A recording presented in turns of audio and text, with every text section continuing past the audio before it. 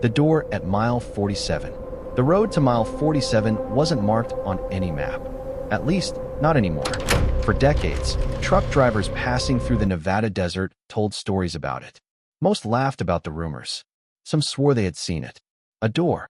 A single metal door standing alone in the middle of nowhere. No building. No walls. No explanation. Just a door. People called it a desert legend. A ghost story. Something invented to keep lonely travelers awake during long nights. Until the disappearances began. The first was a college student named Eric Dawson, 21 years old, a photography enthusiast. One evening, he posted a message online. "I think I found the door." Attached was a blurry photograph. It showed a silver metal door standing in the desert beneath the moonlight. Thousands of people saw the image. It spread across forums and social media. 3 hours later, Eric posted again. This time there was no photo. Only one sentence. "I'm going inside." That was the last thing he ever wrote. He was never seen again. Neither was his car, nor his camera, nor any trace of him. Nothing. The internet quickly moved on. People always do. But some stories refuse to die. 3 years later, journalist Daniel Hart received an anonymous envelope. Inside was a photograph of the same door. On the back, written in black ink, were 6 words. "Find it before it finds you." Daniel stared at the message for several minutes. At the time, he had no idea those 6 words would destroy his life. Daniel Hart hated mystery stories, which was ironic because mystery stories paid his bills. For nearly 10 years, he had worked as an investigative journalist in Chicago. Missing persons, fraud, political scandals, cold cases.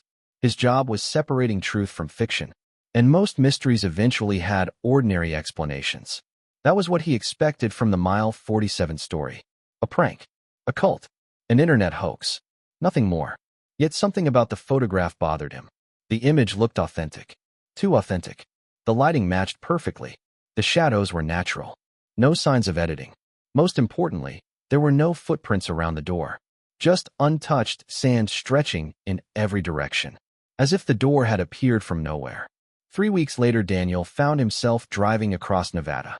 The closer he got to mile 47, the fewer people he encountered. Gas stations became rare. Phone signals weakened. The desert grew silent. Unnaturally silent. At sunset, he reached the final town before the location.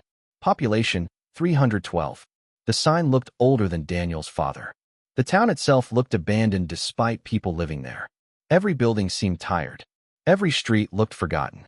Daniel entered a diner near the highway. The conversation stopped instantly. Everyone looked at him. Nobody smiled. Nobody spoke. Daniel sat near the counter. The waitress approached. "What can I get you?" "Coffee." She nodded. Then her eyes moved to the photograph sticking out of his notebook. The picture of the door. Her face turned pale. Immediately. "What is it?" Daniel asked. She glanced toward the other customers. Several were watching. Listening. Waiting. Finally, she leaned closer. Her voice barely above a whisper. "If you're here for that." She pointed at the photograph. "Leave." Daniel laughed. "I'm a journalist. I'm serious." "What is it?" The waitress stared at him for several seconds. Then she said something he would remember for the rest of his life. "The people who look for the door aren't the ones who find it." Daniel frowned. "What does that mean?" She swallowed hard. "It means the door finds them." And then she walked away, leaving Daniel alone with his coffee and a feeling he couldn't explain. For the first time since arriving in Nevada, he wanted to turn around and go home. But curiosity is a dangerous thing, especially when it refuses to let go.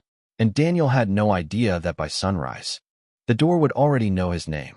Daniel left town before sunrise. The waitress's warning echoed in his mind. The door finds them. It sounded ridiculous, yet something about the way she said it felt genuine. The GPS stopped working 20 miles outside town. His phone lost signal. The radio produced nothing but static. For a moment, he considered turning back. Then he noticed something strange. A road. A narrow dirt road branching away from the highway. The road wasn't marked on any map. Daniel stopped his car. His heart began beating faster.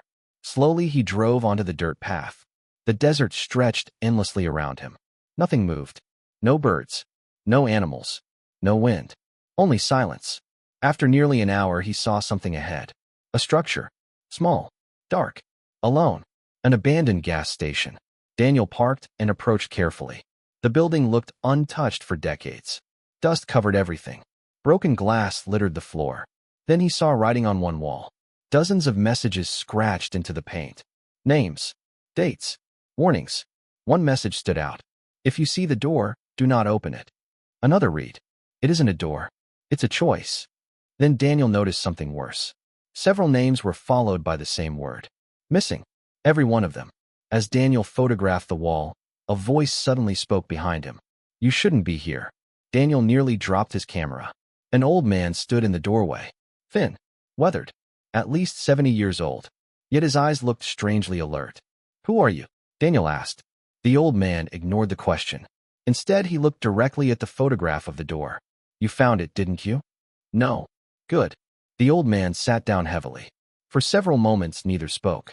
Finally, Daniel asked, What is the door? The old man's face tightened. I opened it. Daniel froze. What happened? The old man stared toward the desert. For a long time. Then he answered, I lost 30 years. The old man's name was Samuel Reed. In 1968, he had been 24 years old. A soldier returning home. One night he found the door. Curiosity won. He opened it, stepped through, and found himself standing inside a hallway. A hallway that seemed endless. Every door along the walls led somewhere different. Cities, forests, oceans, mountains, places that should not have existed. Then he opened another door and woke up back in Nevada. Except it wasn't 1968 anymore. It was 1998. 30 years had vanished. Everyone he loved was gone. His parents were dead.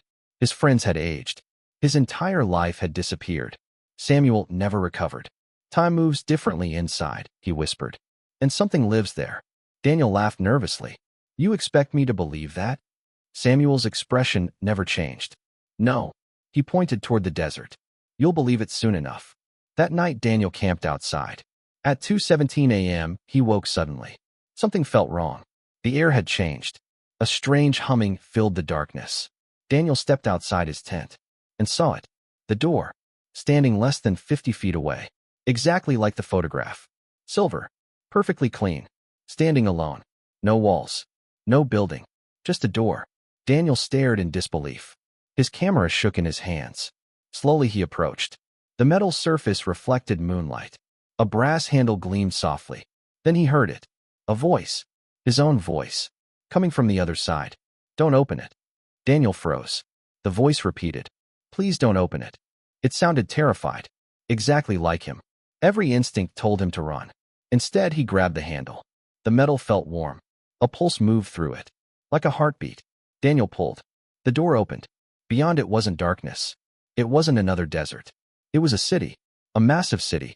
Impossible towers stretched toward the sky. Flying lights crossed overhead. The air shimmered strangely. Daniel took one step forward. Then another. The moment he crossed the threshold, the door slammed shut behind him and disappeared. The city felt wrong. Not futuristic. Not ancient. Something else. Buildings seemed alive. Their shapes changed subtly when he wasn't looking directly at them. The streets were empty. Yet Daniel constantly felt watched. A giant clock tower stood in the distance. Its hands spun backward. Suddenly a figure appeared. A woman. She looked human. Almost. Her eyes were completely black. You shouldn't be here, she said. Daniel stepped backward. Where am I? She answered softly. Between. The woman explained little. Only enough to terrify him. The city existed between timelines. Between realities. Between possible futures. Travelers occasionally entered. Most never left. Because something hunted them. The Watchers. Creatures older than humanity. Creatures capable of moving through time. Daniel laughed nervously. This isn't real. The woman looked at him sadly. That's what everyone says. Then the screaming began. Far away. Echoing through the city. The woman turned pale. They found us. Daniel and the mysterious woman, named Elena, flee through impossible districts where time behaves differently. In one area, people age years every minute. In another, clocks stop entirely. Daniel discovers records of thousands of missing people from every century. Many entered through the door. None escaped. He also learns the terrifying truth. The Watchers do not kill. They erase. Victims are removed from history itself, as if they never existed. Meanwhile, Daniel repeatedly encounters an older version of himself. A much older Daniel. Broken. Exhausted. Desperate, the older Daniel keeps repeating the same warning. Close the first door before they cross. Chapter 13. The Truth. Eventually, Daniel discovers the origin of the door. It wasn't created by humans. It wasn't built. It appeared long before recorded history. Every civilization had stories about it. Different names. Same object. The door was not a gateway. It was a lock, and the watchers were prisoners. For centuries, the lock weakened. Every person who opened the door damaged it slightly. Now it was close to breaking. If it failed completely, the watchers would enter reality. Human history would collapse. Entire civilizations would disappear. The older Daniel finally reveals his identity. He is Daniel after spending 40 years trapped between. He never escaped. He only found a way to send warnings backward through time. Daniel reaches the original door. The first door. The source of all others. Elena reveals the final truth. Closing it permanently requires someone to remain behind. Forever. Daniel has two choices. Save himself, or save humanity. As the watchers approach, he remembers the photograph. The message. Find it before it finds you. Now he understands.